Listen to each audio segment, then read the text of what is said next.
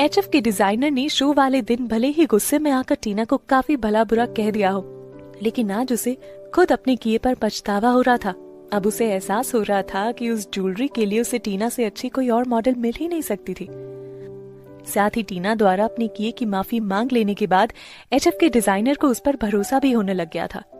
तुरंत ही HF company की top authority ने एक मीटिंग की और फिर स्पोक्स पर्सन को चेंज करने का फैसला किया।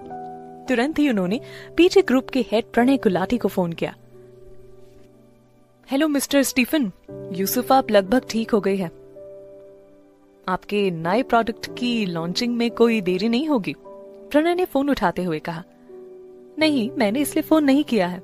एक्चुअली प्रणय, हम अब अपना स्पोक्स पर्सन चेंज करना चाहते हैं। अब हमने यूसुफा की जगह टीना को स्पोक्स पर्सन बनाने का फैसला किया है। एचएफ के अधिकारी ने प्रॉपरली इंग्लिश लैंग्वेज में कहा। यह सुनकर प्रणय के होश उड़ गए। उसे समझ नहीं आ रहा था कि वो इस पर कैसे रिएक्ट करे। नहीं सर, मुझे नहीं लगता कि आप सही कर रहे हैं। यूसुफा आपकी ज्वेलरी के लिए परफेक्ट है। अभी तक हमारा कॉन्ट्रैक्ट साइन नहीं हुआ है। अगर आप यूसुफा की जगह पर टीना को नहीं ला सकते हैं तो हमें ये कॉन्ट्रैक्ट कैंसिल करना पड़ेगा और फिर हम किसी दूसरी कंपनी से ये कॉन्ट्रैक्ट कर लेंगे।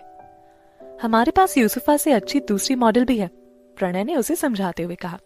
लेकिन हमें सिर्फ टीना चाहिए, हमारे पास कोई और ऑप्शन नहीं है, स्टीफन ने कहा। अब प्रणय के पास उसकी बात मानने के अलावा कोई और चारा नहीं था। हालांकि इसी डील पर ही यूसुफा के टॉप 10 मॉडल का अवार्ड भी डिपेंड था, लेकिन अब ये डील टीना को मिलने से यूसुफा का टॉप 10 मॉडल का अवार्ड भी उसके हाथ से निकल गया।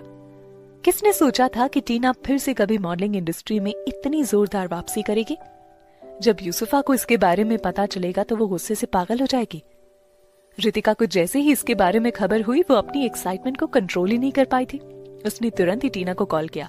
टीना टीना टीना, अब तुम्हें सुपर मॉडल बनने से ना कोई नहीं रोक सकता।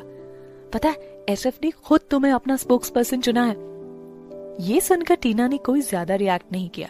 उसने रितिका से कहा, अभी इतनी खुशी मत मनाओ रितिका, यूसुफा इतनी आसानी से हार मानने वाली नहीं है, वो कुछ ना कुछ जरूर करेगी। टीना का दिमाग अभी इसी तरफ घूम रहा था कि आखिर यूसुफा आगे क्या चाल चल सकती है।